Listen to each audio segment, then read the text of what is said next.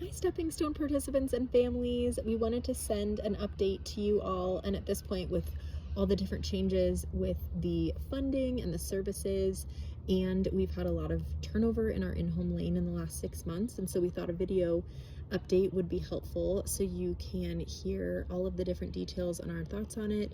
And then if you have any questions or concerns after, we would love to hear from you and follow up. I think the first thing I want to address is we acknowledge and we know that we have had a lot of changeover in our in-home team, in the leadership and in the life skills coaches. And so we just want to let you know that we see it, we know how much it impacts you guys, and we apologize for any of those disruptions. Having been in Stepping Stone, this is our 12th year. I've seen different seasons of stuff and with staffing changes, and this is one of those times where we've had some turnover, and we've had some really great life and new breath breathed into the in-home lane. And so we're excited about the new team. We're really building that. And then in terms of the life skills coaches, we've just had to take a big step back and look at how are we doing stuff and how can we best serve our community.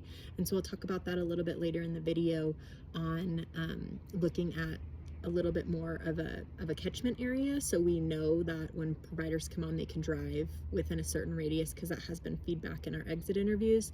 And similarly, hours, there's certain hours that we've seen as consistent for staff to want to work in, and so we're thinking we might scale back in that a little bit. So I'll talk about that a little bit more, but I did just want to address that and let you know we see it, and we acknowledge that it has impacted many of you, and we apologize, and we're so committed and working toward building a really strong team in that area, and we feel like we have that, and so we're excited to continue to move forward with that.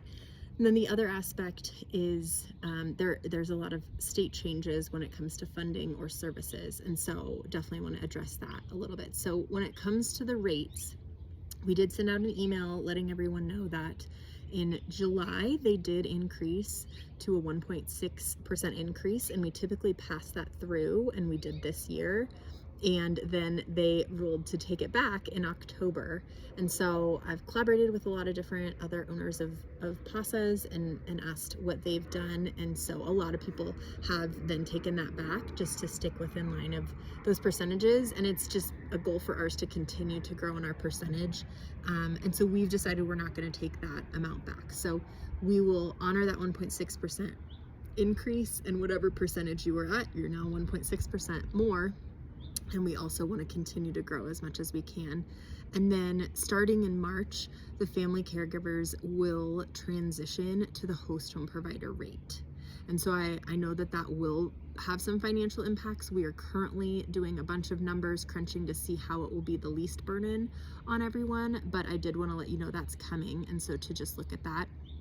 Another big update is the service changes. So if you're on the supported living service waiver, the specific services personal care and homemaker have moved over to what's called now a community first choice option. And for Coloradans at a large, that's a great opportunity, because now you don't have to have the HCBS waivers, so specific to having an adult with a developmental disability. Now you can qualify for that outside of that, and so it also kind of takes that funding out of the overall SPAL for the SLS. So in many ways it's great. It is just a little bit of a change. So some of you guys who were receiving that now will be seeing a lot of extra hours because there is more funding within that, and so we're still working within that. And then also that moving over to the other waiver, there is certain regulations that we have to follow. We've had to get a Class B license, which is non-skilled nursing supports, and with that rules and regulations, there's always some extra red tape to follow, and so we do have some more trainings that anybody who is providing those specific services, we will have to have you go through that. And so we're also getting organized in that, and by next Friday, October 17th, our goal is to send all of you guys who it would affect emails. And again, that's specific to the SLS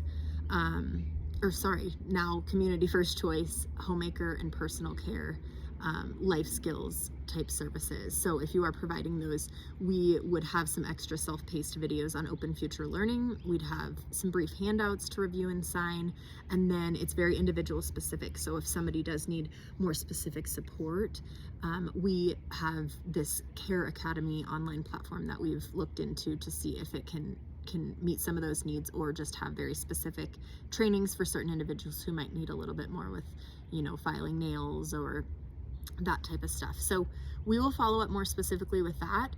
The goal for that is that we need everybody to take that additional state required training by December 1st. So you still have some time, and we'll send you all the details of what that extra training will look like. To circle back around to our life skills coaches, one of the ways that we have really assessed in exit interviews and everything is to look at why is there the turnover happening. We just increased our life skills coach rates to $20 an hour, which is very much in line with the other agencies that we work alongside. And so we're working on the rates. And then in terms of catchment area, driving has been a big thing. And so we're trying to kind of bring that down. So we do have a closer catchment area to where Stepping Stone's home base is. However, if you are a provider and a family caregiver and you're already working with an individual that is farther, you won't see any changes in what you're doing. It's more so if we're hiring a provider and working with individuals, we're trying to keep it within a smaller catchment area.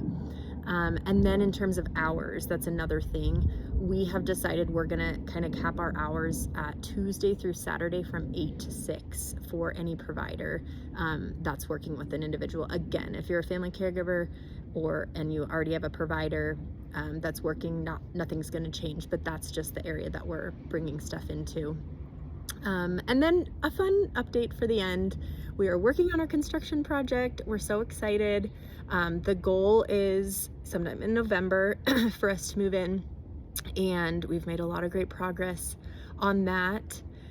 We just posted on our Instagram and Facebook a little video update on where we're at, but I believe they started painting on Friday, and they're starting to get a lot of the finishing touches in, and then we'll start to move some of the commercial kitchen items in. So very exciting. Keep an update. We send out stuff in newsletters on our social media for those updates. So we just want to thank you so much for being patient with us and just being a part of our community. We know that we're not perfect, but please know that we're always doing everything we can to commit to you guys and try as hard as we can to support in any way that we're able to. So your feedback, grace, and collaboration truly does mean the world to us. Please do not hesitate to reach out anytime.